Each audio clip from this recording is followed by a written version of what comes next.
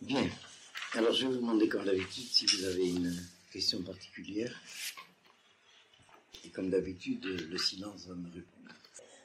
Il faudrait savoir dans quelle mesure vos cours sont générateurs d'ALIA. Les cours que je fais ici. Vous le faites ici. Vous ne pas. Générateurs d'ALIA de France. Mais comment vous voulez que des cours que je fais ici? Et la réputation, qu'est-ce que vous en faites? Comment, là? La récitation. Vous avez fait des cours à Paris dans le temps. Vous voulez dire les cours que j'ai fait à Paris? Si un site, nos juges donnent leur ALIA. Ça devrait. Mais enfin, je crois que J'en suis. Proportionnellement, il y a eu un certain nombre de Français qui sont arrivés en Israël. Il me semble. J'ai pas répondu à la question. Qu'est-ce qu'ils ont dit? Je vais vous dire, je suis très mal vu à la sortie parce que chaque fois que je passe à Paris, ils ont du travail.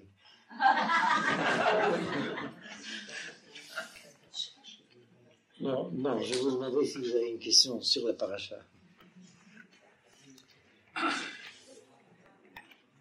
Non, mais c'est sérieux, vous ne préparez pas vos questions. Bien. Alors écoutez, je crois qu'on va procéder comme ça. Peut-être les premiers moments, ma voix va être très prise, mais j'espère que ça va s'éclaircir. Je vais vous lire les 2 premiers versets. On va y réfléchir ensemble, et je voudrais que vous me disiez par vous-même qu'est-ce qui vous frappe dans la manière dont c'est formulé. Bon, je m'adresse surtout à ceux qui lisent en hébreu, mais je vais traduire suffisamment pour induire les questions. Vaïdaber Hashem el Moshe lemor. Bien, ce verset, on ne va pas l'étudier. Simplement, je vous rappelle pour mémoire qu'il y a ici un sujet d'étude important. Certains commandements de la Torah sont introduits par Vaïdaber, d'autres par Vaïomer. Je signale simplement la série de questions. Et cela a une signification. Certains sont introduits par Vaïdaber Hashem, d'autres par Vaïdaber Elohim. Et certains par Vaïomer Hashem, ou certains par Vaïomer Elohim. C'est une étude qui est peu souvent faite, mais je vous le signale si vous avez l'occasion d'y réfléchir et de vérifier. J'ai des commentateurs en particulier. Si la question se pose à vous dans telle ou telle étude, appuyez-vous sur l'enseignement du Malbim en général. Bon, simplement, je signale en passant. Quand même, puisque j'ai parlé de ce problème du verset introductif des commandements, Vaïdaber Hashem el Moshe, les mots. J'ai pas encore traduit, il y a deux indications dans l'ensemble du verset. Vaïdaber Hashem el Moshe, et Hashem a parlé à Moïse. Toda rabba.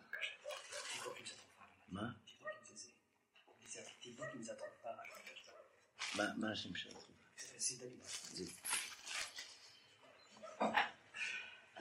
En plus, dans ce verset, comme vous allez le voir, il y a une difficulté supplémentaire qui vient des Ta'amim, mais ça, je n'irai pas jusque-là. Vaïdaber Hashem el Moshe, et Dieu parla à Moïse, c'est une première information. Les mots pour dire. Le sens le plus simple est le suivant. Dieu parla à Moïse jusqu'à ce que Moïse puisse dire à Israël. Il y a deux parties dans le verset. Vaïdaber Hashem el Moshe, l'émor. L'émor a pour sujet Moïse, pour que Moïse dise. Est-ce que c'est clair? Mais en fait, c'est un peu plus difficile parce que pour ceux qui connaissent cet Ta'amim, vous remarquerez qu'il y a Vaïdaber Hashem el Moshe l'émor. Alors que la traduction que j'ai faite demanderait que ce soit quand il est de la manière suivante, Vaïdaber Hashem el Moshe, l'émor, ce qui n'est pas le cas. Je répète, vous suivez avec les accents, c'est Vaïdaber Hashem el Moshe l'émor. Ça signifie tout simplement, nous allons voir pourquoi, que cette mitzvah qui est transmise par Moïse à Israël concerne Moïse d'une certaine manière. Est-ce que c'est suffisamment clair En français, en hébreu, c'est clair, mais est-ce que en français, c'est suffisamment clair? La traduction habituelle qu'on entend, c'est Dieu dit à Moïse en 10 ans. Dieu parle à Moïse en 10 ans. Oui, je veux dire, les traducteurs de la Bible ont beaucoup de difficultés. Pour 2 raisons. D'abord parce que c'est très difficile de traduire les hébreux de la Bible en français. Et en plus, en français littéraire. Et d'autre part, suivant les époques, je veux dire, à travers le temps, la signification, la connotation du français littéraire change. Par exemple, vous aurez l'occasion peut-être de lire des traductions de la fin du siècle dernier ou de la fin du XVIIIe siècle en français, qui ont été faits par de très grands savants. Et c'est aujourd'hui illisible parce que c'est plus le même style auquel nous sommes habitués dans le français aujourd'hui. Je vais vous donner simplement une indication que nous étudions de votre part, qui est très, très, très importante. Ce mot de l'émor, qu'il y a dans le verset qui introduit ce que Dieu transmet à Moïse pour que Moïse le transmette à Israël. Ce que je viens d'indiquer dans la première explication, c'est que ce que Dieu dit à Moïse, on ne sait pas. La Torah nous dit que Dieu a parlé à Moïse. Ce qu'on sait que c'est le résultat de cette révélation à Moïse, c'est que Moïse puisse transmettre à Israël 2 points ce qui suit. Est-ce que c'est clair? Dieu a parlé à Moïse les mots pour que Moïse dise à Israël. Mais c'est que, j'ouvre une parenthèse où comment ça se relie à l'ensemble du sujet. Ceux qui, par exemple, ont étudié du Talmud, ou ceux qui n'ont pas étudié, mais par où le dire, vous savez qu'il y a des controverses sur telle ou telle signification, tel ou tel enseignement. Comment appelle-t-on la controverse en hébreu? Machloket. Ça veut dire on est divisé sur la manière dont il faut quoi? Comprendre le verset ou savoir ce que le verset étant entendu, ce que cela implique. Il est évident que tous les Chachamim du Talmud connaissaient l'hébreu traditionnel, connaissaient l'hébreu de la révélation, avaient le même sens du verset. La controverse n'était pas sur comment comprendre le verset. Ce serait insensé de suivre à ce niveau-là. Étant donné le sens du verset, comment comprendre les implications pour l'application dans l'histoire. La controverse n'est jamais sur le sens du verset, mais étant donné ce que le verset veut dire, quelles conséquences en tirer pour ce qu'il y a à faire ou pour ce qu'il y a à comprendre, suivant tel ou tel événement, telle ou telle péripétie que nous vivons dans l'histoire. Vous comprenez? Donc le mot de l'émor, c'est le lieu où la machloket risque d'être possible. C'est clair? Je crois que nous avons étudié ça en hébreu dans un cours il n'y a pas très longtemps. Dimanche dernier déjà. Ce qui fait que chaque fois que vous avez une mitzvah qui est introduite par un verset où il n'y a pas les mots, il faut s'attendre à savoir qu'il n'y a aucune machloket dans la Gemara. Est-ce que c'est clair? Bon. Daber el Bnei Israël parle aux enfants d'Israël. Veikrouli Trouma parle aux enfants d'Israël. Veikrouli, c'est un futur. Et ils prendront pour moi, Trouma, une offrande. Littéralement, Trouma signifie une offrande, mais le sens étymologique, c'est un prélèvement de telle sorte que ce qui est prélevé est mis à part, et dans ce cas, est mis à part pour l'offrande. Trouma. Le sens est général et parle aux enfants d'Israël de telle sorte qu'ils prennent pour moi. Mais en fait, si nous lisons strictement, et c'est cela que nous allons étudier, il faut lire exactement comme l'hébreu s'est formulé, parle aux enfants d'Israël, veikrouli, et que le résultat du fait qu'il leur parle soit que, futur, ils prennent pour moi. Parle aux enfants d'Israël et que le résultat soit qu'ils prennent pour moi. C'est clair jusque-là? Terouma, une offrande. Il faudrait mettre un point-virgule. L'accent que vous avez sur le mot de terouma s'appelle en hébreu atnach. Chez les Sfaradim, chez les Ashkenazim, etnachta. Donc c'est une sorte de point-virgule. Mais et koli shacheri devenu libo, de la part de tout homme porté par son cœur, tikro et terumati, vous prendrez mon offrande. On y reviendra. Alors, on va commencer à réfléchir sur la première question qui se pose dans la forme du verset. Parle aux enfants d'Israël et qu'ils prennent pour moi une offrande. Alors, comment vous formuleriez la question qui se poserait à vous? Est-ce que vous pouvez déjà comparer avec la forme habituelle qui introduit un commandement que Moïse est chargé de transmettre à Israël? Comment normalement, en général, il faudrait que ce soit formulé? Parle aux enfants d'Israël, il manque quelque chose là, d'après la manière habituelle dans la Torah. D'après le Ben Israël, non, c'est ce qu'il y a décrit. Très bien. Nous sommes habitués à une forme différente. D'abord le Ben Israël, parle aux enfants d'Israël, et tu leur diras, 2 points, que chouli, un ordre, un impératif, prenez pour moi, c'est clair? Voilà, je pense que c'est suffisamment mis en évidence. Alors là, nous sommes vraiment devant un problème extrêmement important. Je vais essayer de formuler de la manière suivante. Moïse est l'intermédiaire entre Dieu et le peuple pour la transmission de la révélation. Première question très générale, pourquoi, tout simplement, pourquoi il faut un intermédiaire entre Dieu et le peuple? Vous savez tous les problèmes que nous avons avec les religions qui instaurent un médiateur entre Dieu et les hommes. Dans la cohérence de la tradition juive elle-même, dans la cohérence de l'enseignement de la Torah, comment comprendre qu'il est nécessaire qu'il y ait un Moïse entre Dieu et le peuple pour que Dieu transmette au peuple ce qu'il a à lui transmettre? Pourquoi ce n'est pas directement au peuple que Dieu parle? Et, par exemple, quel est l'exemple? Nous savons que Dieu parle directement au peuple, mais c'est un cas particulier justement, c'est le Sinaï. מה? אחר כך, ma frère. D'abord, ils ont demandé à ce que Dieu parle lui-même. Vous avez compris? Quand ils ont dit « Kol asher diber Hashem na'aseh », lorsque le peuple au Sinaï a dit à Moïse « Kol asher diber Hashem na'aseh », ça sous-entendait que Dieu nous parle. Et puis, quand Dieu leur a parlé, je vais encore revenir un peu pour détailler, quand Dieu leur a parlé, et la preuve qu'ils cherchaient, qu'ils attendaient, leur a été donnée, alors à ce moment-là, ils ont dit à Moïse tout de suite que ce soit toi qui parles. Maintenant, nous savons que quand tu parles, c'est Dieu qui parle. Alors, voilà de quoi il s'agit. Ça m'oblige à ouvrir une petite parenthèse, mais ça vaut la peine. Vous avez bien compris la question. Et après, je reviendrai sur la question que j'ai posée moi-même.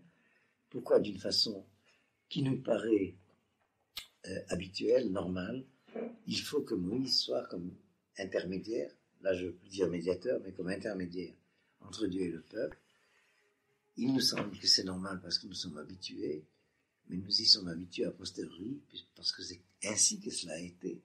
Mais a priori, nous verrons tout à l'heure, à travers cette question, il aurait été normal, si vraiment Israël est Israël, que Dieu s'adresse à Israël directement. Et donc ça se réfère même à une question beaucoup plus générale. Pourquoi était-il nécessaire qu'il y ait des prophètes en Israël? Je vais jusque-là, mais on va prendre l'exemple de Moïse. Bon, je reviens au pied du Sinaï. Il faut relire très attentivement le chapitre 19 de Shemot dans la prochaine de Yitro.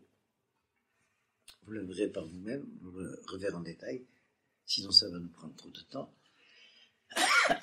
Quand Moïse est au pied du Sinaï, il reçoit un premier message avant même qu'il soit question des 10 commandements. Quel est ce premier message que Moïse reçoit pour le transmettre au peuple? Ve'atem tihu li mamlechet kohanim ve'ol kadosh. Ele advarim asher tedaber alehem. Voilà la première chose qu'on apprend. D'après la précision même donnée par le chapitre 19, le 3e mois de la sortie d'Égypte, le 3e jour, Dieu se révèle à Moïse et le charge de transmettre à Israël le message suivant.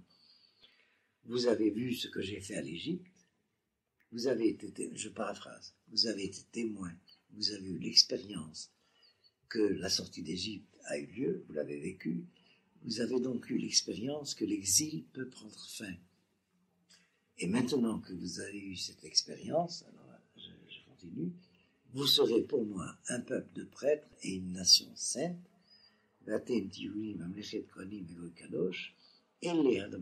voici les paroles que tu parleras aux enfants d'Israël. Et jusque-là, on est encore une fois au chapitre 19 du livre de Shemot, avant le chapitre 20 des 10 commandements. Il n'est pas question, il n'y a aucune allusion à l'éventualité à laquelle nous sommes habitués a posteriori comme une sorte de nécessité qu'il y ait cet événement du Mahamad Ar-Sinaï, de la révélation des 10 commandements au Sinaï. Donc on est à ce stade où Moïse est chargé de transmettre au peuple un message bien précis. Puisque vous avez eu l'expérience de la sortie d'Égypte, vous allez en devenir pour moi le peuple de prêtres, et c'est moi qui ajoute, pour le reste de l'humanité. Est-ce que c'est clair jusque-là? Même ce que j'ai ajouté. Qu'est-ce que ça veut dire qu'Israël est un peuple de prêtres? Ça veut dire que c'est l'ensemble des prêtres de l'humanité. En fait, ce projet, qui est le projet a priori pour l'histoire d'Israël par rapport à l'histoire universelle, n'a encore jamais pu se réaliser pour 2 raisons. Une raison intérieure, Israël n'a jamais été encore capable de ce niveau de vocation, et une raison extérieure, l'humanité a refusé. L'espérance messianique, c'est l'espérance d'un temps où effectivement ce projet de l'histoire d'Israël à la sortie d'Égypte finira par se réaliser.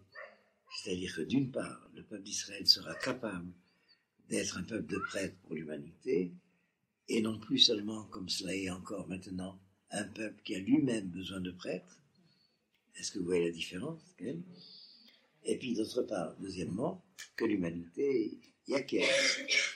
Il est possible que 2000 ans après, nous soyons au bord d'une époque où ça peut-être commencera à devenir évident, que l'humanité commence à acquiescer au projet de l'histoire, au projet de Dieu pour l'histoire d'Israël.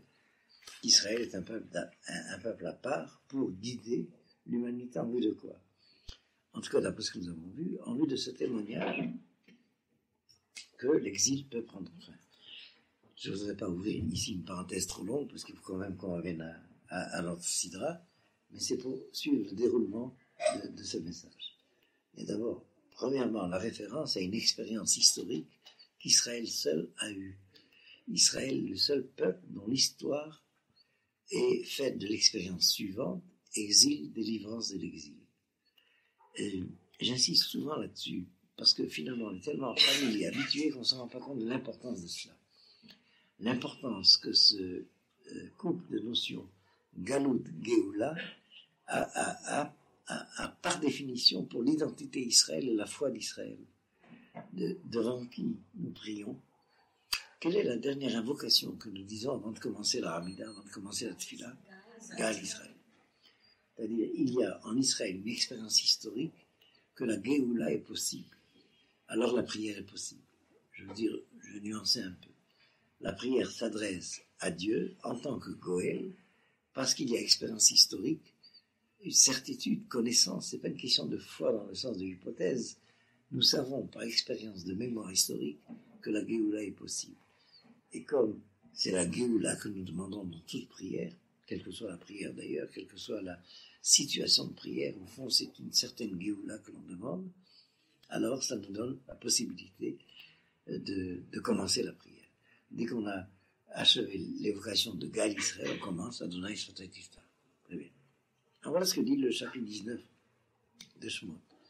Vous avez eu l'expérience que la Géoula est possible, vous allez en devenir les témoins pour l'humanité. Petite parenthèse, mais vraiment très rapide, mais dites-moi si c'est suffisamment clair pour ceux qui ne sont pas encore familiers à cela. Le monde entier a appris d'Israël que la situation de Galout peut finir. C'est cela que le monde entier a appris d'Israël. Je le formule souvent d'une manière qui me paraît assez simple. Il faut quand même découvrir que le monde entier est censé croire dans la foi du Dieu d'Israël. Vous savez, Israël est un tout petit peuple. Mais vous avez dans l'histoire universelle, à travers les siècles et les millénaires, une sorte d'adhésion massive, colossale, de la foi de l'humanité entière au fait de Pessah, ce que les chrétiens appellent la Pâque. Et c'est pour eux le symbole que le salut est possible. Bon, sans entrer dans la manière dont les goïms, eux, comprennent à leur manière ce que signifie Pâque pour eux, Pessah pour nous, nous savons ce que c'est.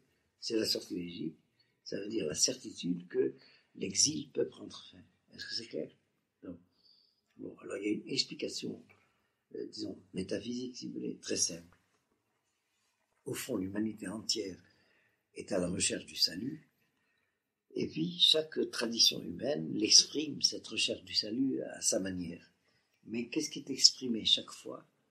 C'est le fait de sortir de la condition de créature qui est une condition d'exil. Parce que la condition de créature, c'est la condition d'un être exilé du créateur. Le fait pour le créateur d'avoir créé la créature, ça consiste à avoir mis la créature en exil du créateur.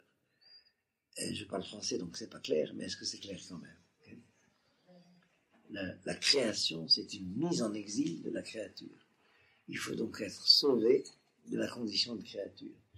Alors c'est ce que toute créature ressent à sa manière, confusément, consciemment, inconsciemment, et chaque tradition l'exprime comme elle l'exprime, mais c'est au fond toujours la même chose dont il s'agit.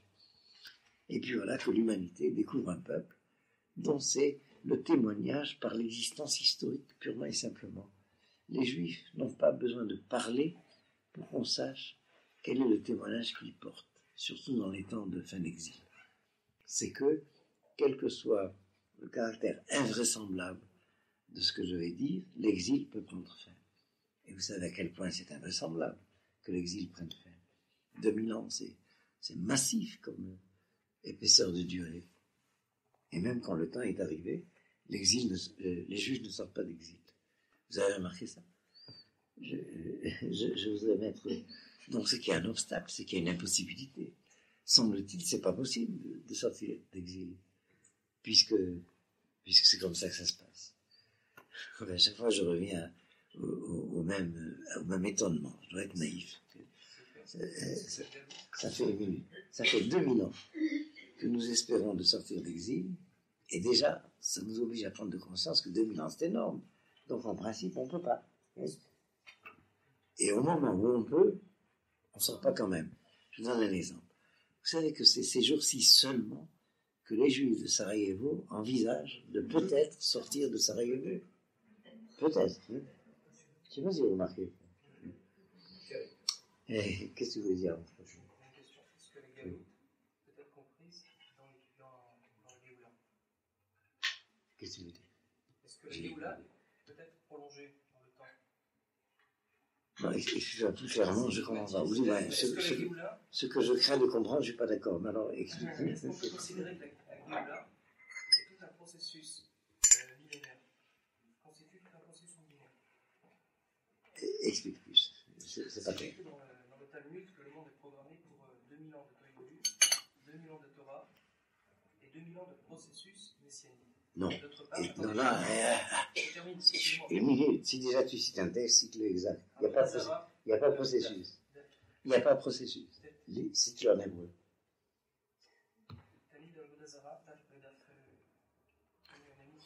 Tu réponds pas à ma question. Et qu'est-ce que tu... Non, mais qu'est-ce que tu veux dire par processus? C'est ça qui n'est pas exact, c'est tout. J'ai entendu ce que tu dis. Il y a Alpaim Shana Tohu, Alpaim Shana Torah, Alpaim Shana Yemot HaMashiach. Yemot HaMashiach. T'as que m'arrêter de ça. Yemot HaMashiach, c'est pas un processus. Alors j'explique. Et tu vas sinon on perd du temps. C'est une question qui vient du français, pas de la source en hébreu. Ça veut dire, j'ouvre la parenthèse. Il y a, et puis, je ne sais pas comment tu as formulé ça, mais fais attention de ne pas formuler comme si c'était une sorte de programmation de fatalité. Okay? Il y a 2000 ans, dans l'histoire humaine, des 6 premiers millénaires. Des 6 millénaires qui aboutiront au 7e millénaire. Et vous savez qu'on est près de la fin des 6 millénaires et du début du 7e millénaire. Donc on y est. Il y a 2000 ans de chaos. C'est les 2000 ans qui vont d'Adam Rishon à Abraham. Ensuite, 2000 ans de Torah, 2000 ans de révélation, qui vont d'Abraham jusqu'à la fin de la révélation. le temps de Ezra et Néhémie, et 2000 ans de Yemot HaMashiach, ce qui signifie le temps où le Mashiach aurait pu apparaître et que la Géoula se fasse. Mais la Géoula, c'est un instant. Par exemple, à la sortie d'Égypte, il y a toute une discussion de la Gemara. Quand c'est minuit, à Pessah, vous chantez l'état au Seder, l'état de Zmirot, surtout les Ashkenazim, sur ce moment de minuit de la Géoula passée. Par exemple, le moment de la naissance. C'est comme si tu disais que la naissance peut prendre 2000 ans. La naissance, c'est un instant. Avant la naissance, c'était pas la naissance, et dès que la naissance est là, c'est déjà la naissance. Quand Moïse est arrivé devant la mer Rouge, il a cherché un passage à gué, et dès qu'il a trouvé, il a dit à gué, oula, vite. Ça veut dire, c'est tout de suite. Alors, fais attention comment tu traduis. Alors, voilà. Ah, ouais, j'ai pas fini. Ah, t'es pas là, les yeshiva, t'es au Beth Midrash. C'est un peu patient. Je parle pour tout le monde. Et alors, ça veut dire que pendant 2000 ans, pouvait advenir, si on l'avait mérité, et dès qu'on l'a mérité, c'est le plus vite possible, le moment qu'on appelle de la révélation du Messie, c'est-à-dire de la délivrance messianique. Ce n'est pas un processus qui dure 2000 ans. Je comprends pas, excusez-moi. Oui. Dans les Slichot, il y a une phrase que je n'arrive pas à comprendre. On demande qu'est-ce que c'est Géoula. On demande le qu'est-ce que c'est Géoula. Oui. Attends. Il suffit de traduire. J'ai l'impression que tu arrives avec un stock de questions qui proviennent de je ne sais pas d'où. Alors, mélange pas les choses. Ketsa Géoula, ça veut dire la fin, le moment de la fin du temps fixé pour que ça. Ket, ça veut dire la fin d'un temps. Mais la première citation que tu as donnée, c'est 2000 ans, Yemot HaMashiach. 2000 ans, les jours du Messie. Ça ne veut pas dire que ça dure 2000 ans pour pouvoir sortir d'exil. Ça veut dire pendant ces 2000 ans-là, pouvait être le moment où on sort d'exil. Mais le moment où on sort d'exil, c'est d'autres Gemara d'écrire, Heref Aïn, un clin d'œil. On ne se rend pas compte, c'est arrivé. Et c'est grave, parce qu'on attend, ça arrive, on continue d'attendre, et on est en retard. C'est très bien tes questions. Ça montre qu'il y a toute une mentalité de l'exil qui intoxique l'espérance messianique elle-même. C'est-à-dire, je ne crois pas que ce soit ton intention, mais c'est toute une série de questions qui dévoilent le fait que les Juifs font tout ce qu'ils peuvent pour se démontrer qu'il ne faut pas sortir d'exil. Je reviens à ce que je disais tout à l'heure, en citant ce qui s'est passé à Sarajevo. Et ce qui se passe maintenant à Sarajevo, parce que c'est tragique, mais c'est un problème permanent. Alors, quelle était vraiment, d'où procédait ta question, ta première question? La première question, je vous avais demandé est-ce que la galoute peut être comprise dans la Géoula? J'arrive pas à comprendre. Ça veut dire, est-ce que, je reviens toujours à peut-être mon erreur initiale, je ne sais pas si c'est une erreur, en tout cas vous n'êtes pas d'accord avec ça, est-ce que non, je comprends pas. Est-ce qu'il est possible de considérer que la Géoula est assise dans un temps donné? Mais qui s'appelle la Géoula? Qui s'appelle la Géoula? La Géoula, c'est la délivrance de l'humanité. Ah non, pour le moment on parle le sens des mots précis. La Géoula, c'est la fin de l'exil. Alors, c'est de là que vient le malentendu. Et qu'est-ce que ça veut dire, Gaal Israël? Que Dieu nous a délivrés de l'asservissement, de la servitude, de l'esclavage d'Égypte. Et à partir du moment où on a passé le minuit de la Géoula est arrivée. Alors à partir de cela, pas extrapole, c'est pas le mot, mais tu élargis la notion dans un niveau d'espérance messianique qui est réel, qui est vrai, mais qui est au-delà, et qui est la fin du processus de l'histoire de l'univers jusqu'au moment du passage de ce monde-ci au monde à venir. Ce qui est tout à fait autre chose, si c'est à ça que tu penses. Bon. Alors c'est pourquoi j'en profite, maintenant j'ai compris, j'en profite pour répéter cela. Il faut savoir toujours de quoi on parle. Tu vois, voilà d'où venait le malentendu. Dès que tu emploies le mot de Géoula, ça a un premier sens précis, concret, la fin de l'exil. Asher Gal et Abotenu Mimitzraïm. Vegalti etrem, et je vous délivrerai Mitahat Siblot Mitzraïm. C'est très précis. Et alors, il y a toute une série de malentendus qui risquent d'arriver si on prend le sens d'un terme à différents niveaux de signification qui sont autres. Est-ce que c'est bien clair? Je n'ai pas bien compris, comme vous avez dit, que puisque on a été délivré d'Égypte, alors que les autres nations doivent comprendre qu'on peut être délivré de créatures à... Oui. Bon, j'ai parlé trop rapidement. Non, tu as raison, parce qu'au début, on parlait d'autre chose. Et en passant, je me suis référé à cela rapidement pour ne pas prendre trop de temps. Je crois que ça vaut la peine de prendre du temps. Alors, je vais faire un peu l'analyse de manière un peu plus ample. Voilà. Première remarque qu'il faut faire. Beaucoup sont familiers déjà à ces problèmes. On ne peut pas ne pas remarquer l'impact qu'a eu dans l'histoire de l'humanité l'histoire d'Israël. Or, Israël est un tout petit peuple. Et on s'est tellement habitué à cela qu'on ne s'aperçoit plus du caractère massif de ce que je vais essayer d'exprimer. Vous avez en Occident une humanité considérable qui est la chrétienté. En quantité d'individus, de personnes qui ont vécu pendant 2000 ans dans ce monde de la chrétienté, et dans les phénomènes de civilisation pendant 2000 ans, c'est énorme ce qui a pu se passer comme histoire.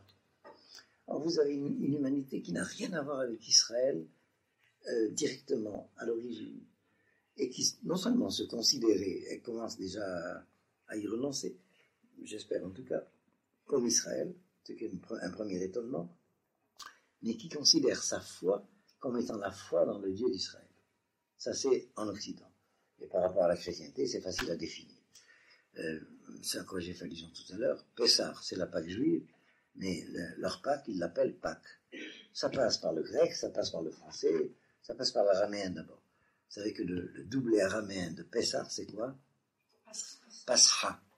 C'est devenu Pascha en grec, d'où l'adjectif pascal, et c'est devenu Pâques en français, le S étant dans l'accent circonflexe. Et donc, il s'agit de Pessah. Alors, pour ne prendre que cet exemple, il y a d'autre part le problème de l'islam en Orient, de toutes sortes de manières, mais c'est quelque chose d'assez analogue. L'humanité entière a été frappée par ce qui s'est passé dans l'histoire d'Israël. Quoi? Qu'est-ce qui s'est passé dans l'histoire d'Israël? Que ce qui est dans notre mémoire, que l'exil peut prendre fin. C'est là que j'ai ouvert cette parenthèse pour vous dire qu'il faut bien comprendre ça. Je l'ai introduit d'une autre manière, mais je le reprends. C'est très étonnant. En principe, d'un exil, on ne sort pas. Et là, je vous cite une Gemara. D'Égypte, on ne sortait pas. J'ai une fois expliqué ça comme ça parce que j'ai vécu cette époque. Il y a eu une époque où les Juifs, pris au piège en Europe, ne pouvaient pas sortir d'Europe. D'Europe, on ne sortait pas. Et puis finalement, un jour, le piège s'est brisé à Par Mishba, et les Juifs ont pu être délivrés d'Europe. En 1900, 6 000 dégâts. Lorsque c'est le temps de l'exil, c'est fermé, c'est bouclé, c'est un piège fermé, et on ne sort pas d'exil. Vous verrez tout le texte de la Torah, où Dieu s'exprime plusieurs fois de suite en disant « N'oubliez pas ce que j'ai fait pour vous à l'Égypte, et afin que vous sachiez, que vous expliquiez à vos enfants et aux enfants de vos enfants. » Et pourquoi? Pourquoi une telle apparemment exagération d'importance? Parce que la situation d'exil est une situation d'où, premièrement, en principe, on ne sort pas. Et voilà qu'on sort quand même. Ça, c'est le miracle de la sortie d'Égypte. Il faut que Dieu intervienne pour qu'on puisse sortir d'Égypte. Et je donnais comme ça, très rapidement, c'est là qu'il est intervenu. La preuve, c'est que les Juifs, même quand ils peuvent, ne sortent pas d'exil. Et alors, ce que tu as dit, c'est un des alibis qu'on se donne pour rester dans l'exil. Je ne sais pas si c'est clair ce que je dis là. Okay. Et attends, laisse-moi finir de parler. Je vais penser à autre chose. Et effectivement, c'est là que j'ai donné cette indication-là. C'est très difficile de sortir de l'exil. La preuve, c'est que même ceux qui veulent et pourraient, finalement, ne le font pas.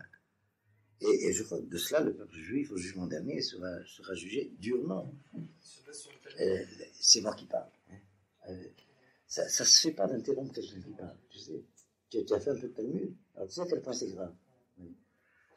Et c'est dit en clair, et c'est dit en clair, lorsque la première question qu'on posera au jugement dernier, est-ce que tu as espéré la délivrance?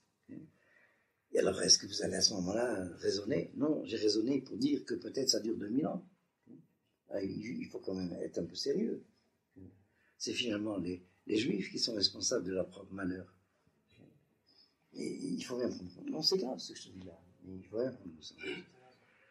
Et alors, je reviens donc à ce que nous disions. Par conséquent, dans le chapitre 19 de l'Exode, cette indication, vous avez vu ce que j'ai fait à l'Égypte, et puis ça suit, vous allez devenir pour moi un peuple de prêtres. Suivez le raisonnement du chapitre lui-même.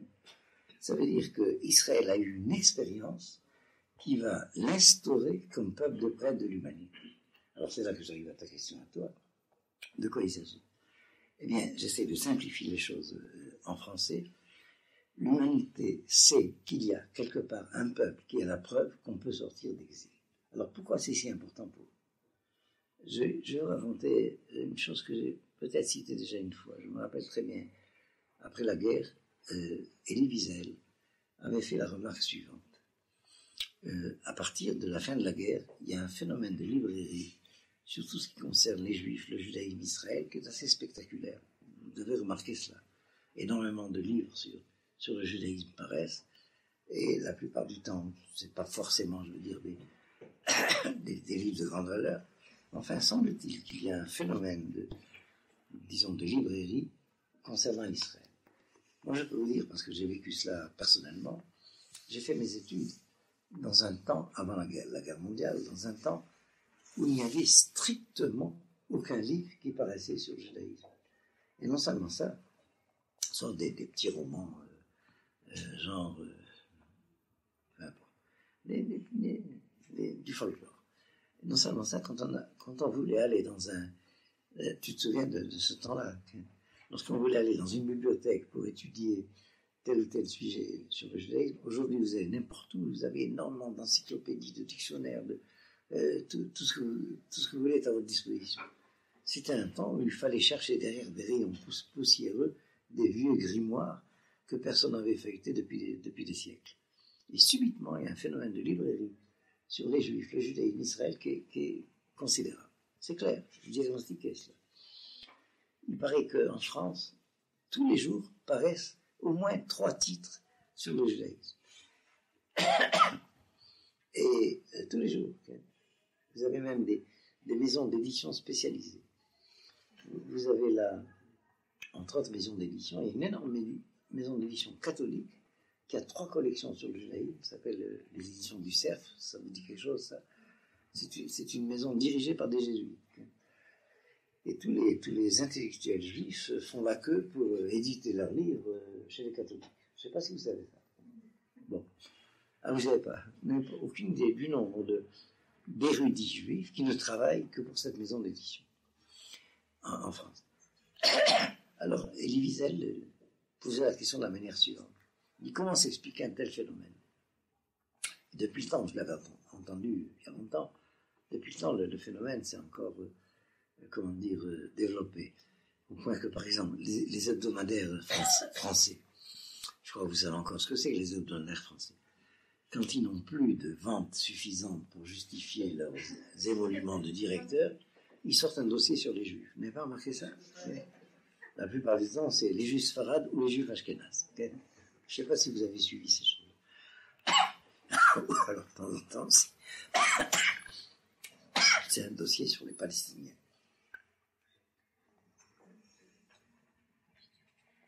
Alors, il expliquait ça de la manière suivante. L'humanité entière a découvert subitement qu'elle vit sous la menace de la destruction, en découvrant la bombe atomique. Et alors, c'est la première fois, effectivement, dans l'histoire des civilisations, que l'humanité se connaît mortelle en tant qu'humanité. C'est-à-dire, les hommes savaient que les individus de l'humanité étaient mortels. Mais, sur l'écran, une sorte d'immortalité de l'humanité comme telle. Et puis, subitement, on s'aperçoit qu'il est possible qu'un jour l'humanité disparaisse, si jamais Dieu préserve, etc. Et puis elle découvre un peuple, à la sortie des camps, qui a toujours vécu comme ça, vivre sous la menace de la destruction totale. Alors elle lui demande comment il a fait. Voilà, c'est une chose très analogue. L'humanité a un problème de destinée humaine, et elle découvre un peuple qui porte le témoignage de l'espérance de délivrance de ce problème. C'est clair? Alors j'en arrive à ce que je voulais expliquer, c'est ceci. Qu'est-ce que l'humanité a trouvé dans cette expérience de la fin de l'exil? C'est ce que j'ai appelé tout à l'heure, peut-être trop rapidement, l'espérance du salut. Alors ça, j'explique, et vous me direz si c'est suffisamment clair. C'est que la condition de créature est une condition d'exil, c'est ça qu'il faut comprendre. Et si vous êtes un peu au courant de la littérature mondiale, toutes les traditions humaines, qu'elles soient religieuses ou philosophiques ou littéraires ou artistiques de manière telle ou autre, ont une sorte de quête d'être sauvées. Sauvées de quoi? Alors chaque tradition va se le définir à sa manière. Je vais vous donner un exemple, puisque j'ai fait allusion à cela. Lorsqu'un chrétien parle du salut, de quoi il va parler? Alors je vais vous schématiser. En général, il s'agit d'être sauvé de la mort. Mais la mort vient d'où? La mort vient du péché. Et le péché vient d'où? Le péché vient de la loi, donc il s'agit. Vous n'avez pas de temps à perdre pour vérifier dans leurs livres, mais enfin, si vous voulez, allez vérifier. Ça, c'est le christianisme. L'islam, c'est une toute autre sensibilité de la quête de salut. Je vais vous le dire très rapidement, mais nous ne sommes pas du tout familiers à cela. Pour le musulman, la chute, c'est pas la faute, comme chez le chrétien. La chute, c'est d'être tombé dans le monde du nombre, dans le monde de la multiplicité. On est tombé du 1 au multiple. Et dans le monde de la multiplicité, vous savez que les musulmans sont, c'est pas le mot, mais enfin, sont, j'allais dire, obsédés. Une obsession chez eux, par la notion de l'unique. Et donc, le salut, c'est être sauvé du nombre, être sauvé de la multiplicité. Tout ceci peut être retraduit en vocabulaire traditionnel juif, mais je voudrais le catégoriser. Vous avez des traditions qui pourront vous dire que le salut, c'est être sauvé dans l'ennui. Par exemple, dans certaines mystiques extrêmes orientales, l'enfer, c'est l'ennui. Par conséquent, il faut être sauvé de l'ennui. Vous pouvez comprendre qu'il y a eu énormément de traditions humaines différentes qui cherchent au fond à exprimer cette quête d'être sauvé de quelque chose. Mais en fin de compte, il s'agit d'être sauvé de quoi? Il s'agit d'être sauvé de la condition de créature, qui est une condition d'exil par rapport au Créateur. Ça, je pense que vous comprenez simplement. Dès que l'identité humaine prend conscience d'elle-même, elle prend conscience d'elle-même dans la solitude et dans l'éloignement de l'essentiel. Alors c'est de ça qu'il s'agit d'être sauvé. Alors tout ceci est refoulé, est entré dans l'inconscient. Mais ça travaille dans la quête de l'espérance du salut, dans toutes les traditions. Et voilà qu'on rencontre un peuple dont l'histoire porte le témoignage que d'exil, on peut sortir. Et c'est ça le sens strict de la Géoula, de sortir de l'exil. Nous sommes une tradition qui accomplit la Torah au niveau des mitzvot ma'asiyot. C'est pas symboliquement qu'on accomplit la Torah. On accomplit la Torah réellement. Et par conséquent, lorsque la Torah parle de l'espérance de la Géoula, ça veut dire réellement l'espérance de la fin de l'exil. Et qu'est-ce que c'est l'exil? C'est d'habiter en dehors des Eretz Israël. Les choses ayant le sens simple. À partir de là, vous pouvez extrapoler tous les poèmes que vous voudrez, ça reste des poèmes. Je ne sais pas si c'est clair, celui-là. Alors, voilà donc le peuple. Eh bien, à ce moment-là, qu'est-ce qu'a dit le peuple au pied du Sinaï? Comment on entend cela d'habitude? Tout ce que Dieu dira, nous le ferons. On entend d'habitude, et c'est pas faux, que le peuple a accepté ce que Moïse vient de leur dire. Mais si on voit la suite du chapitre, on s'aperçoit que c'est pas si simple que ça. Lorsque Moïse rapporte à Dieu cette réponse du peuple, tout ce que Dieu dira, nous le ferons, ou tout ce que Dieu a dit, nous le ferons, ça peut se lire de cette manière. Ou même d'une troisième manière, même au présent, pour la chair d'Hubert, on peut lire ce que Dieu dit, nous le ferons, et c'est vraiment l'expression de l'acceptation du projet de Dieu pour l'histoire d'Israël. À ce moment-là, Dieu dit, puisqu'il en est ainsi, je vais me révéler à eux, de telle sorte qu'ils m'entendent te parler, et qu'en toi aussi ils aient foi. C'est clair. Ça veut dire donc que lorsqu'ils ont dit ce que Dieu dira, nous ferons, il y avait un sens sous-entendu que Dieu lui-même le dise. Est-ce que c'est clair? Là, je voudrais encore ouvrir une parenthèse. Je crois que c'est à la gloire d'Israël de réclamer la validation d'un message. Ça veut dire, jusque-là, il y avait en Israël une tradition. On était en exil en Égypte. Et la foi d'Israël en Égypte, avant que Moïse n'apparaisse, c'était la mémoire des promesses faites aux patriarches que cet exil prendrait fin. Regardez tout ce que Dieu a dit aux patriarches, c'est quoi? 3 choses.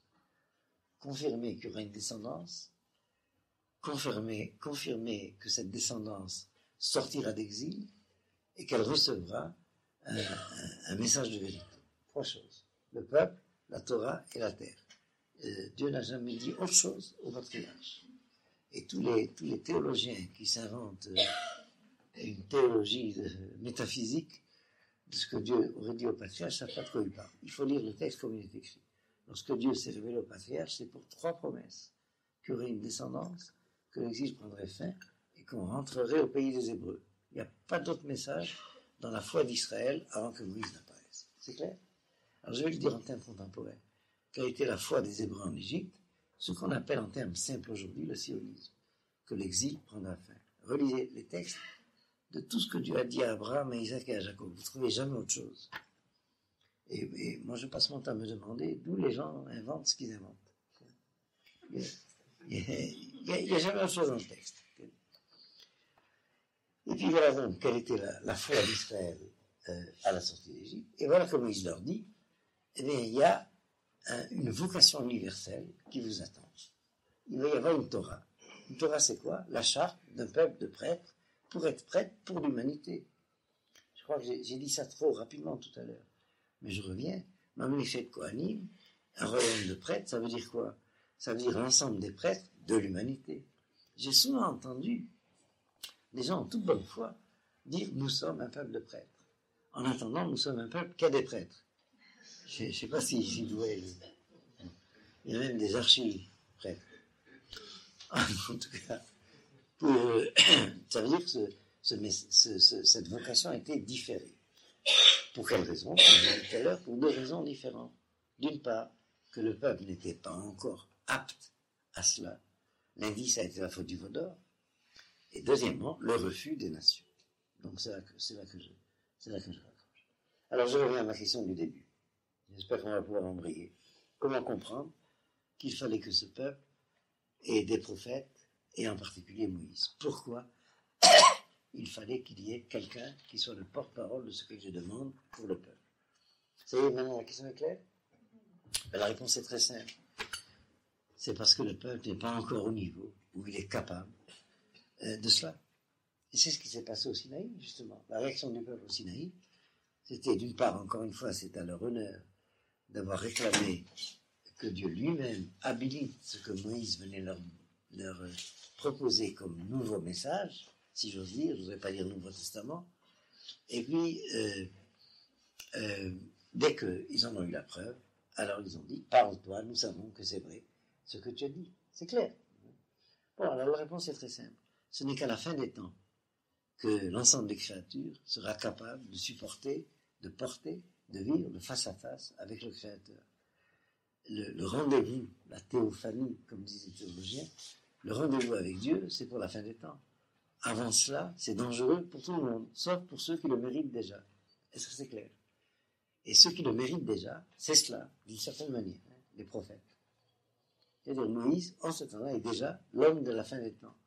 Alors il peut, lui, parler face à face avec Dieu, mais pas les autres.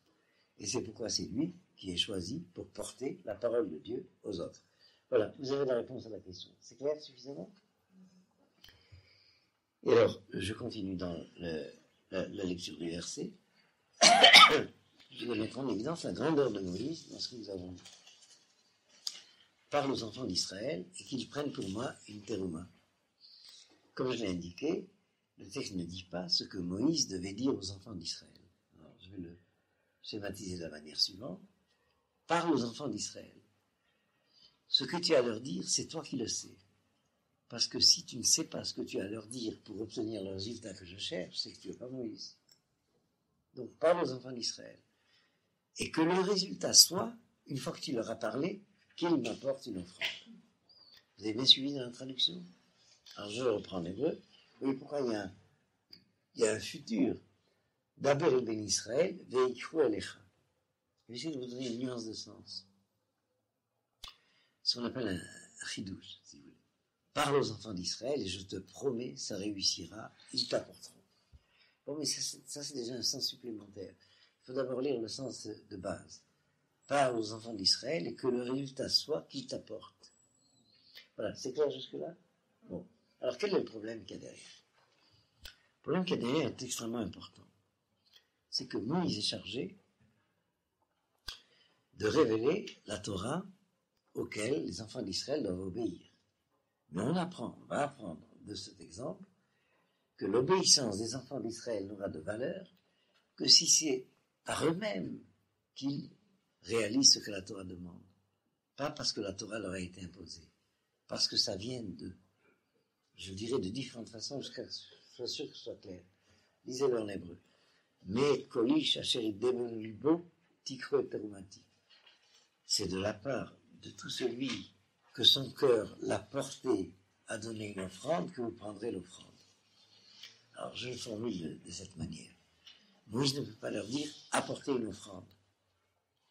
Parce que si Moïse leur dit apporter une offrande, c'est pas d'eux-mêmes qu'ils l'ont apportée. Or, qu'est-ce que demande le verset? Qu'on ne prend l'offrande que de celui qui l'apporte de par lui-même. Alors oui, la difficulté de la tâche de Moïse. Il faut qu'il s'arrange à donner à ce peuple une éducation telle que le résultat soit que le peuple veuille ce que la Torah veut. Est-ce que c'est clair? Alors je crois que ici se dévoile quelque chose d'extrêmement important concernant la transmission de la Torah. On est habitué à l'idée que la Torah doit être imposée. Eh bien, c'est une toute autre stratégie qui apparaît là. Voilà, je voudrais être sûr que c'est bien compris, ce que j'ai dit là. Okay? Vous voyez la grandeur de Moïse. Il doit faire que le peuple veuille par lui-même ce que la Torah leur réclame. D'autre part, on étudie cela. Pas tout le monde est à ce niveau d'autonomie de la conscience morale. Et alors, même si quelqu'un a réalisé ce que la Torah veut parce qu'on lui a imposé, c'est déjà valable. Mais ce n'est que déjà valable. C'est pas encore vraiment l'ishma. Je vais le formuler d'une autre manière, vous me direz si je me suis fait comprendre. Quelqu'un qui dit, je fais ça parce que la Torah le veut, c'est cachère. Mais c'est pas encore ça que la Torah veut. Ce que la Torah veut, c'est fais cela parce que toi tu le veux. Donc c'est pas à ce niveau-là, c'est pas l'ishma. Est-ce que c'est clair ce que j'ai dit? Le problème, hein? Et comme dans la Torah, le problème du homme qui a violé le Shabbat central et qui a été lapidé. Attends, comment tu relis cela? Et explique-moi. Oui, je comprends ce que tu dis que la Torah, il faut que ça vienne. Le but de la Torah, c'est que ça vienne de nous-mêmes. Mais dans le cas de la Torah, à un moment donné précis, quand Sotra a violé le Shabbat, on l'a violé ou bien faire une Oui, j'ai compris. Vous avez compris l'exemple? C'est-à-dire, voilà. Non, c'est important comme question.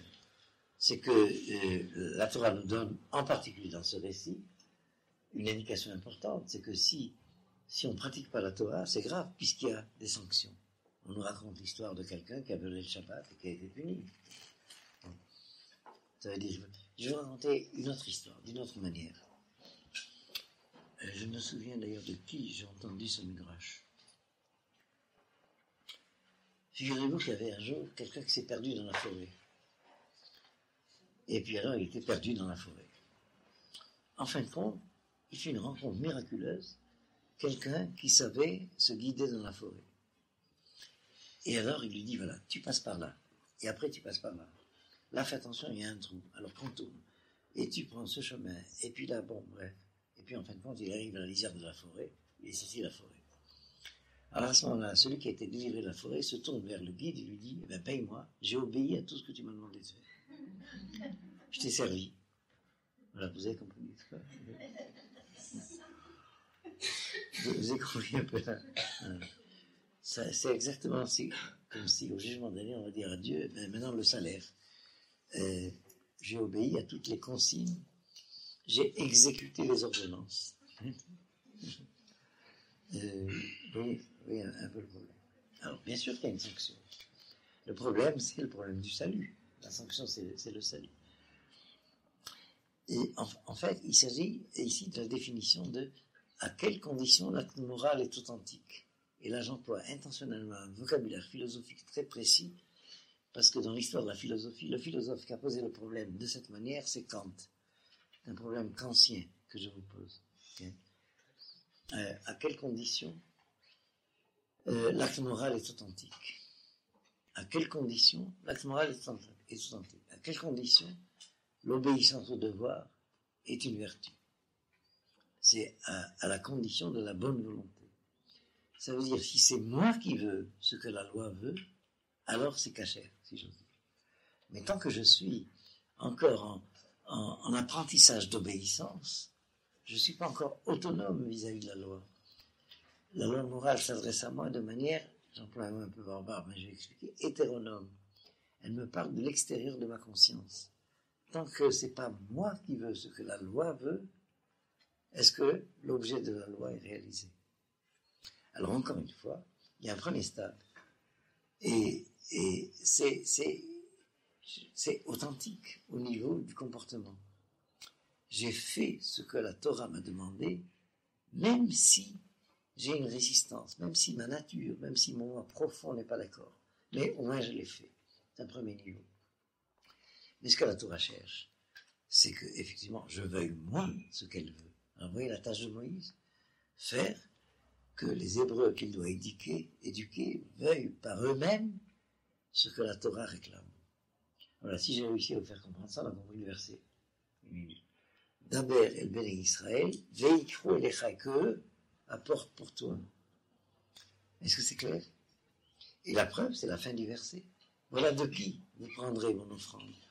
De celui qui est porté par son cœur à donner l'offrande. Voilà, c'est bien clair encore jusque-là. Après je verrai vos questions. C'est d'abord ce que je voulais mettre en évidence. La grandeur de Moïse et l'importance de Moïse. C'est-à-dire, c'est un médiateur, mais qui ne réussit que lorsqu'il s'efface complètement. Voilà, il est chargé de faire que Israël veuille par lui-même ce que la Torah a à leur réclamer. Est-ce que c'est clair? Donc, quelle est la question? J'ai deux questions là. Ça veut dire spontanément le fait que Dieu s'adresse à Moïse et pas à Israël. Est-ce qu'on peut dire que c'est pour lui donner une certaine latitude? C'est-à-dire que quand Dieu parle, on n'a pas le choix, il faut faire. Le fait que ce soit Moïse qui est un homme qui intervienne, ça permet à Israël de choisir de faire ce que Moïse dit. Ça lui donne une liberté. Et la deuxième chose, c'est... Attention, une chose à la fois. Tu veux dire d'avoir le mérite de cette liberté. Oui, c'est exact. C'est exact, c'est exactement, je vais te dire à quoi ça peut être attaché. Vous connaissez ce que dit la Gemara, qu'au pied du Sinaï, les Hébreux ont accepté la Torah sous la contrainte. Quelle contrainte? La contrainte de la révélation. Quand Dieu se révèle, on n'est pas libre.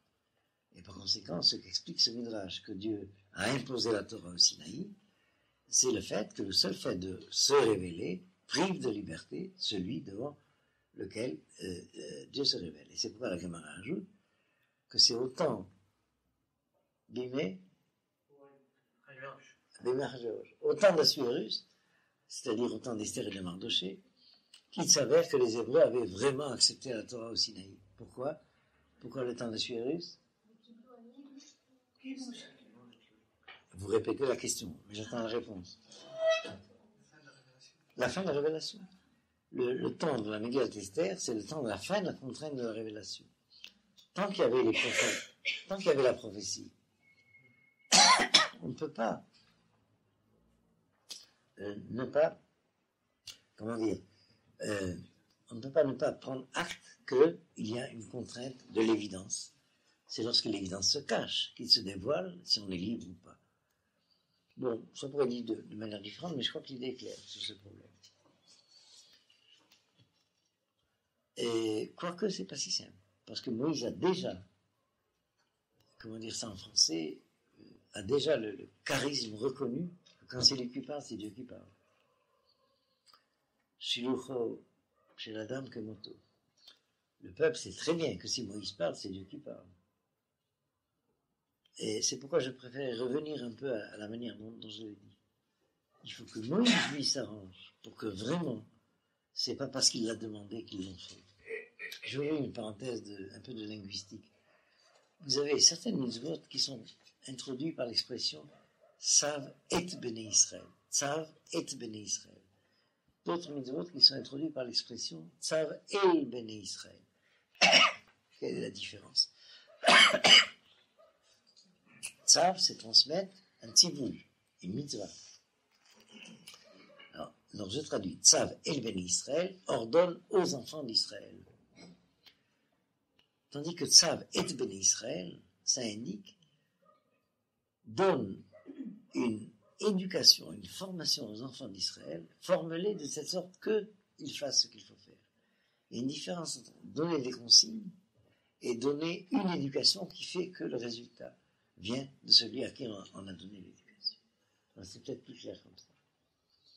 Je crois que c'est peut-être mieux de le dire comme ça. Plutôt. Parce qu'encore une fois, j'y ai pensé au moment où j'avais fini de te répondre.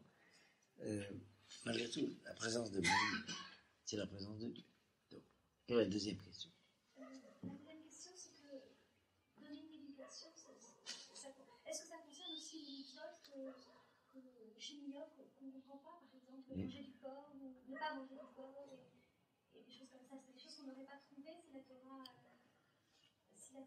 Quand tu te réfères à ce que dit la Rambam dans Shmoneh Prakim, tu veux dire que ça concernerait plus cela? Non, je veux dire que ça concerne la loi morale, mais pas toute la catégorie de mitzvot. Quoi ça? Le fait que ça vienne de soi-même? Oui. Je ne crois pas. Il faudrait reprendre ce texte du Rambam, d'ailleurs. Mais par le fait que nous avons beaucoup de références qui disent que toute la Torah aurait pu être connaturelle à l'homme, mais après la faute du premier homme, elle nous devient étrangère. Vraiment toute la Torah. Non, je ne crois pas qu'on puisse faire un lien. D'autant plus que ce n'est qu'à travers l'éducation de la Torah que ces mitzvot dites tzifliot nous paraissent comme évidentes. Mais lorsqu'on fait une étude au fond, on s'aperçoit que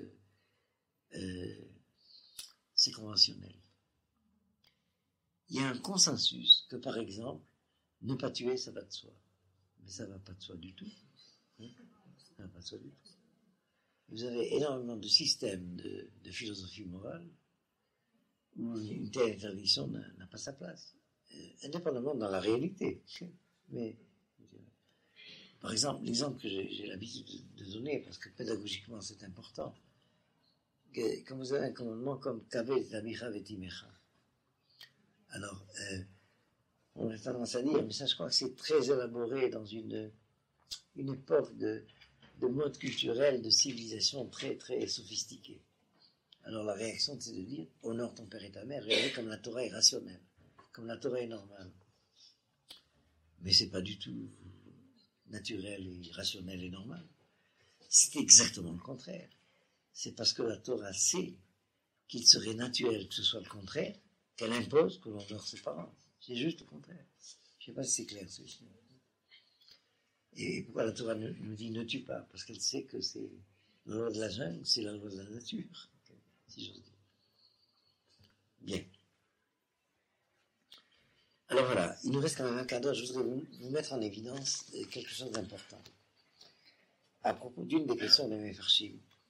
Pourquoi il n'y a pas écrit Veitnu li trouma, mais Veikru li trouma? D'abord, Ben Israël, Veikru li trouma. Alors, je ne rentre pas dans tous les midrashim qui, a posteriori de la question qu'on va poser, vont enrichir le sens. Mais on s'attendrait à ce que le verset 10 parle aux enfants d'Israël et qu'ils me donnent une terouma, pas qu'ils me prennent une terouma. Vous avez bien compris la question? Qui peut répondre à ça? Parce que tout lui appartient, on n'a pas besoin de lui donner. Tout lui appartient. Vous savez, la Gemara a déjà répondu à cela. La Mishnah a déjà répondu à cela. Tenlo Michelo. Quand tu lui donnes, c'est de ce qui lui appartient que tu lui donnes. Mais ça ne répond pas à ma question.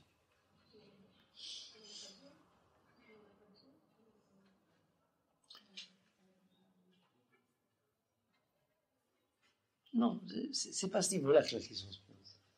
C'est une question de forme même du texte. Il s'agit que la trouma soit donnée à Moïse au nom de Dieu, pour Dieu. Regardez ce que dit Rachid. Regardez bien. Lishmi. Il faut apporter la trouma à Moïse, pas à Dieu, mais pour Dieu. Vous allez prendre le début de la paracha de Vayakhel. Nous avons le même enseignement, mais formulé de manière différente.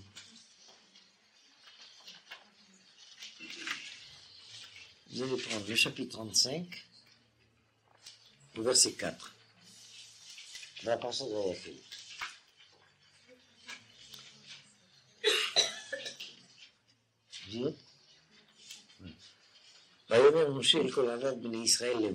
Et Moïse s'adressa à toute l'assemblée des enfants d'Israël en disant: voici la chose que Dieu a ordonnée en disant, verset 5, j'attends que vous ayez le verset sous les yeux, verset 5 du chapitre 35. L'amade est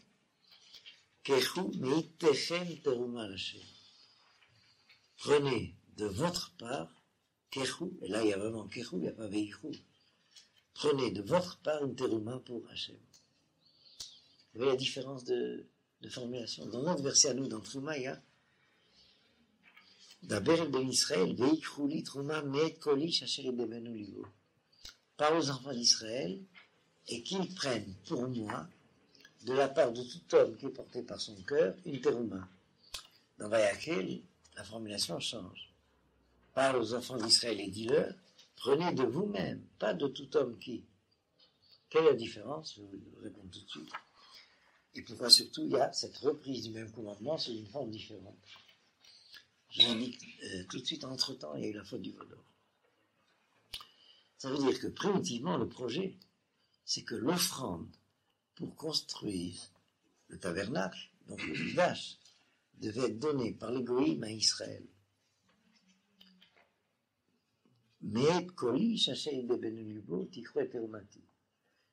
Israël reçoit la consigne de prendre de tout homme du dehors d'Israël qui sera porté par son cœur l'offrande pour construire le Beth Amikdash pour l'humanité.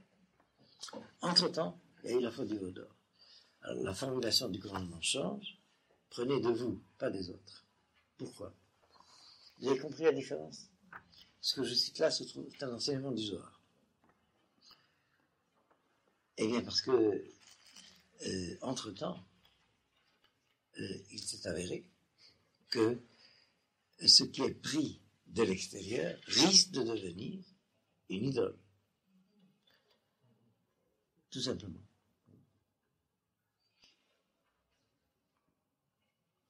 Mais voilà ce que je voulais ajouter à ce niveau-là.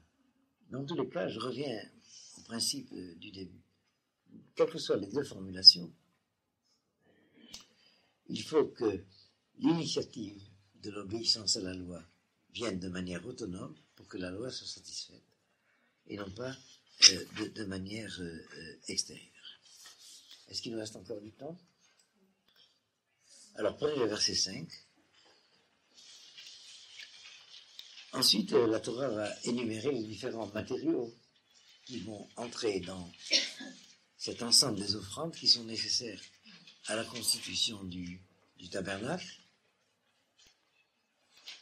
Bien entendu, chacun de ces termes par lesquels ces différents matériaux sont indiqués a un sens pour lui-même, mais on arrive au verset 5, qui est un verset extrêmement important. Ve'asu li mikdash, ils me feront un sanctuaire, ve'shachanti betocham, et je résiderai parmi eux. Alors je vous cite l'explication classique qu'il faut quand même rappeler. C'est le verset 8, pardon, pas le verset 5. C'est moi qui m'en mal. Ve'asu li mikdash, ve'shachanti betocham. Non, alors là je vous cite Rachid ne cite pas. Attendez une minute.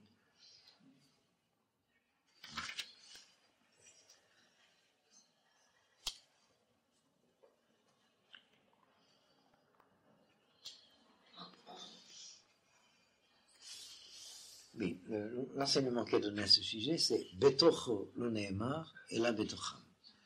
Il n'est pas écrit « Ils me feront un sanctuaire et je résiderai en lui, le sanctuaire », mais ils me feront un sanctuaire et je résiderai en eux. C'est bien clair. Hein? Quelle est l'importance de cet enseignement? Hein? Non, c'est dans l'ensemble du peuple, oui, c'est sûr.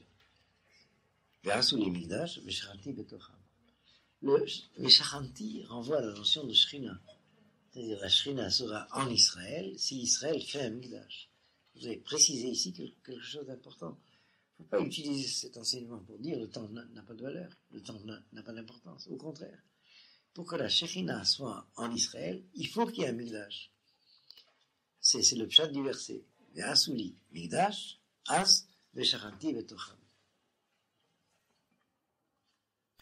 D'où l'expression du Mishkan qui va définir le tabernacle, qui est la préfiguration provisoire dans les 40 ans du désert de ce que sera le Beth Amikdash par la suite à Jérusalem.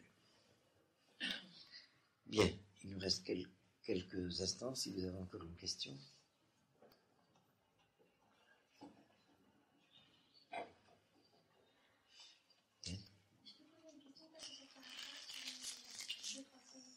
Si tu veux, si on a le temps, parce que... Il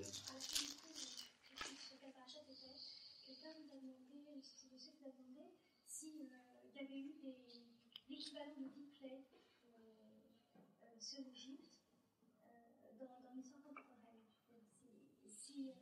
Oui, c'est ça. Et votre réponse avait été, ils ont des yeux et une voix pointe. Ah, oui. Non, ça m'a fait... C'était toi qui... Je commence à faire ça.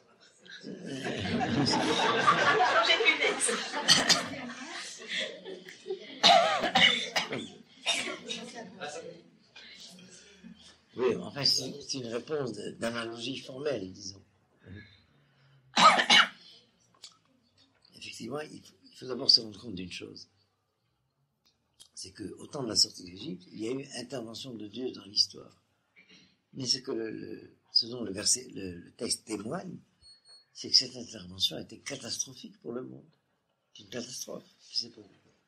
Mais peut-être qu'il y a effectivement quelque chose d'analogue qui accompagne les temps de fin d'exil. Mais je ne sais pas si c'est la température qui a changé. Bon, alors là, comme je l'ai déjà annoncé, je suis encore obligé de voyager. Par conséquent, le prochain cours avec moi aura lieu le mercredi qui suit Purim. Mais d'ici là, vous avez deux cours qui seront assurés. Par conséquent, vous venez étudier la Torah et pas autre chose. Alors, à bientôt et passez un bon Purim.